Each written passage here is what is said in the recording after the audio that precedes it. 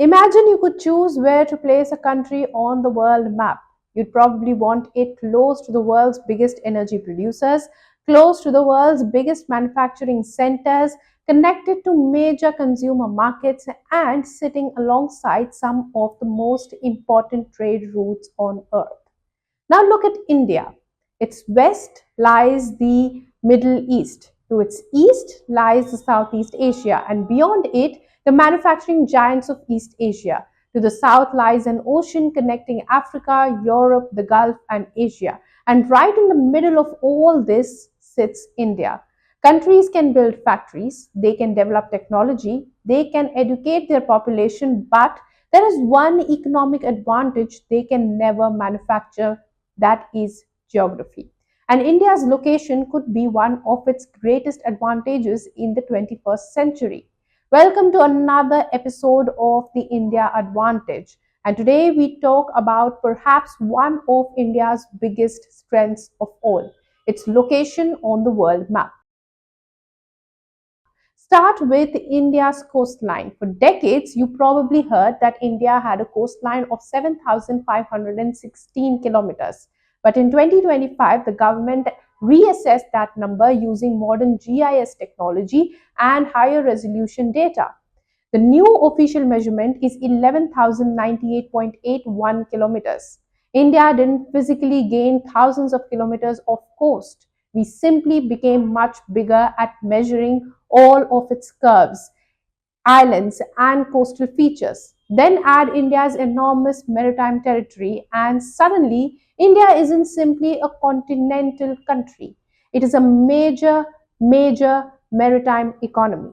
And here's the number that explains why that matters. Nearly 95% of India's trade by volume and around 70% by value is handled through its ports.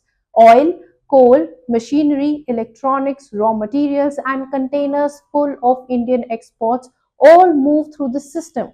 India's connection with the global economy depends enormously on the sea, which makes the Indian Ocean something much bigger than the water surrounding India.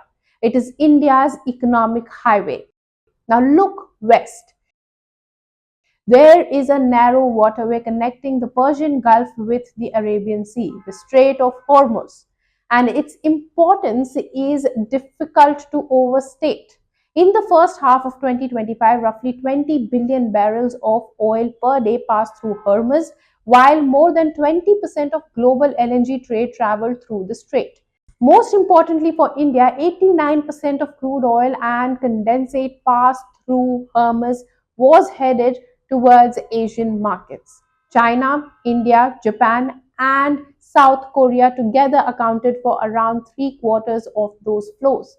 That makes Hormuz enormously important for India. India is one of the world's biggest energy consumers and remains heavily dependent on imported crude oil.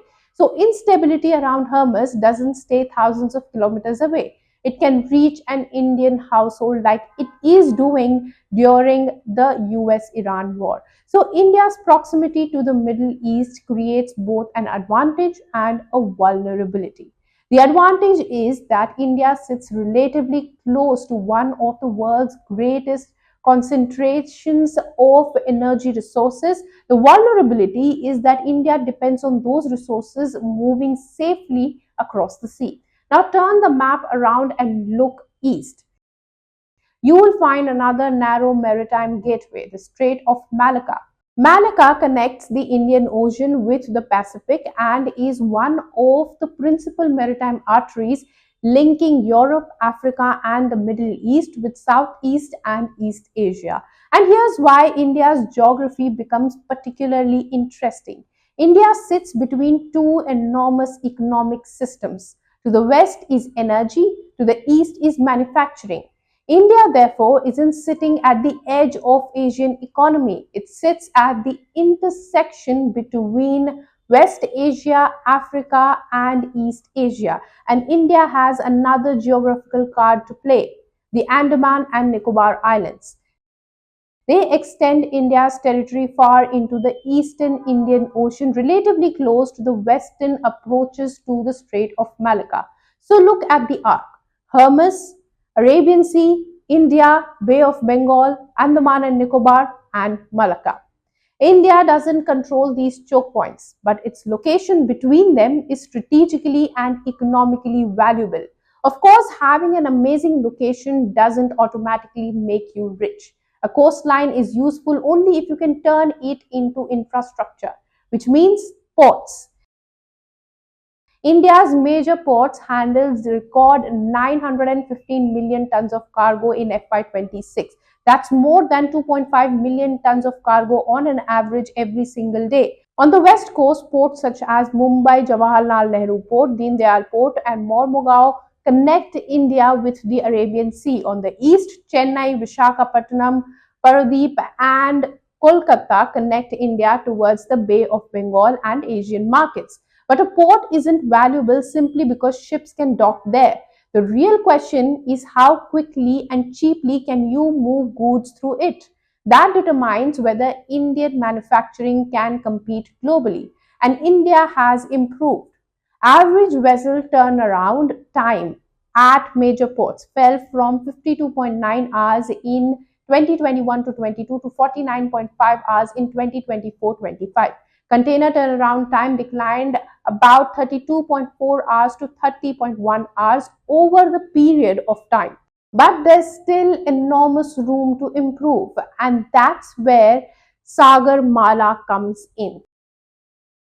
Sagarmala is essentially India's attempt to convert its coastline into an economic system.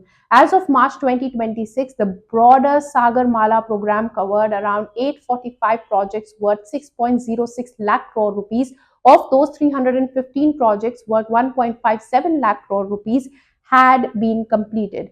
And that transformation isn't limited to ports. Coastal shipping cargo has risen from around 87 million tons to 195 million tons, while cargo on inland waterways increased from about 18 million tons to more than 145 million tons.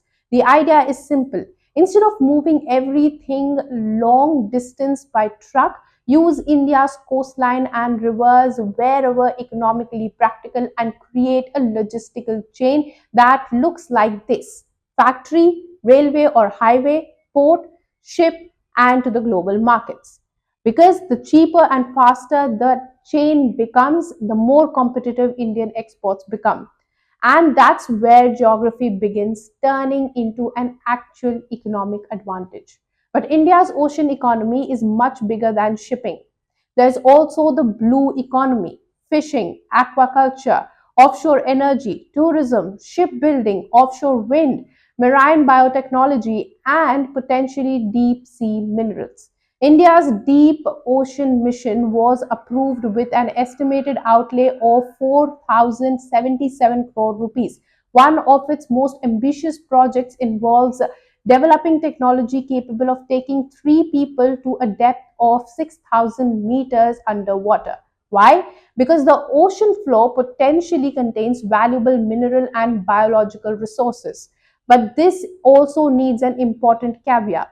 Deep sea mining remains technologically difficult and environmentally controversial.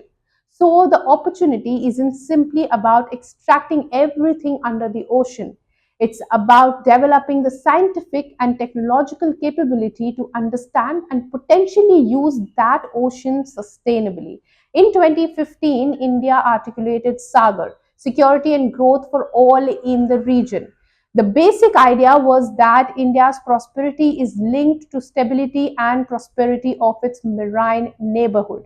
Mauritius, Seychelles, Maldives, Sri Lanka, East Africa, and Southeast Asia all matter to India's maritime strategy. India works across the region through connectivity projects, development assistance, maritime cooperation, disaster relief, and capacity building. And in 2025, India expanded this idea through Mahasagar, mutual and holistic advancement for security and growth across regions.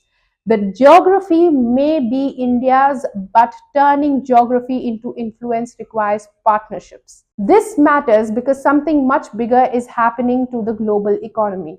For much of modern history, enormous amounts of global economic activity were centered around Atlantic world. Today, Asia has become far more important to global production, consumption, and trade. China remains the world's manufacturing giant. India is one of the world's fastest growing major economies. Southeast Asia is becoming an increasingly important manufacturing hub. The Gulf remains central to global energy, and the maritime routes connecting these regions run through the wider Indo-Pacific. That puts India in an unusual position. It has direct maritime access towards Africa and the Middle East in one direction, and Southeast and East Asia in another. But here's the catch: geography is only potential. India still has to exploit it. Its ports need to become more efficient. Domestic shipping capacity needs to grow. Factories need to become better and have better connections to ports. Logistic costs need to fall. Shipbuilding needs to expand, and India needs deeper economic relations across the Indian Ocean. Because simply sitting beside a trade route doesn't mean you capture the economic value flowing through it. Singapore understood this, Dubai understood this too, China understood this very well. The real opportunity is turning geography into infrastructure, logistics, industry, and trade. And that brings us back to the map. India has more than 11,000 kilometers of officially measured coastline. Nearly 95% of its trade by volume is handled through ports. To its west lies one of the world's most important energy corridors. To the east lies some of the world's greatest manufacturing economies. And between them sits India. That's the advantage. India is geographically positioned to participate in service and influence of one of the world's most important maritime economic regions. Because countries can build factories, they can build highways, they can develop technology, they can even transform their economies. But there is one advantage they cannot create: they cannot move themselves on the map. India is already sitting between some of the world's largest energy producers, manufacturing centers, and consumer markets. The question is whether it can turn that location into economic power. If you like this video, then like, share and subscribe to ET Now.